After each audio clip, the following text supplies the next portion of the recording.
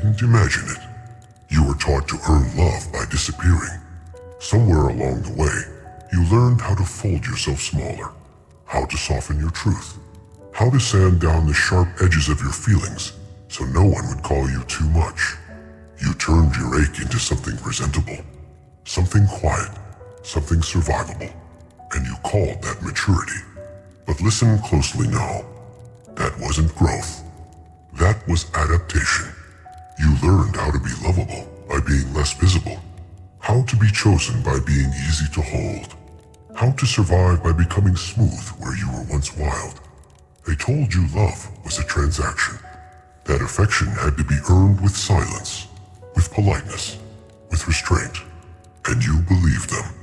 So you wore your longing like armor, beautiful, polished, brittle, cracking quietly every time you needed more than you were allowed to ask for. Even joy started to feel conditional, like something that could be taken back if you relaxed too much, like a leash made of silk. But here is the truth they never taught you. There exists a love that does not flinch when the mask slips. A love that doesn't keep score, that doesn't measure your worth by how easy you are to be around, that doesn't disappear the moment you unravel. This love is not gentle because you behave. It is gentle because it is vast. Vast enough to kneel beside your wreckage without needing you to clean it up first. Vast enough to hold your chaos without trying to fix it.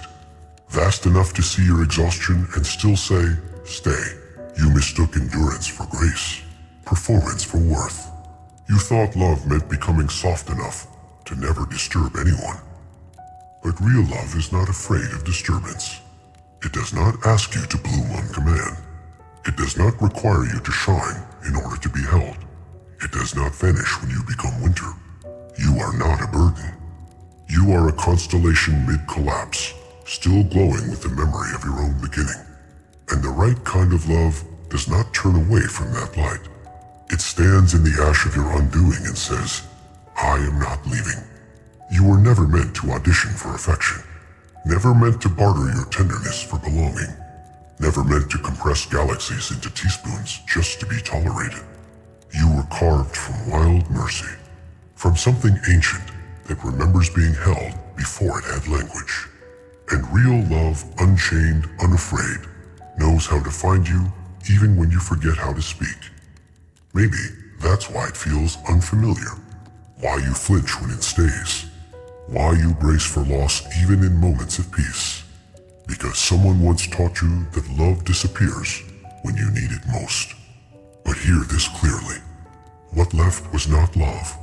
It was fear wearing intimacy like a costume, a shadow pretending to be a home. Real love does not vanish when the glow dims.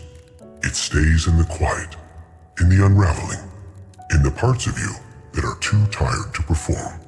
The beginning of healing was never forgiving them, and it was never learning how to let go. It was this moment, the moment you realize you are worthy of love that does not require you to contort. You do not have to strive toward it. You do not have to become smaller. You do not have to earn your way into being held. The love I'm speaking of arrives when you stop performing, when you stop mistaking sensitivity for weakness, when you let yourself be seen, unpolished, unfinished, real. So let me say it without condition. You are lovable not for your resilience, not for your grace under pressure, not even for your kindness, though it lives in you like gold.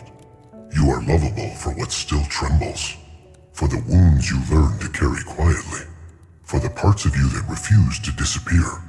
And something is coming. It will not ask you to dim your fire. It will not flinch from your stillness. It will not treat your depth as something to fix. It will see you and stay, not because of your potential, but because your presence feels like truth.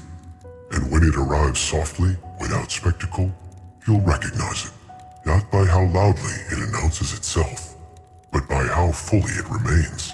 You haven't missed it. You're not too far gone. There is nothing in you love would turn away from. It's not behind you. It's not beyond you. It's already on its way. And you are already becoming the place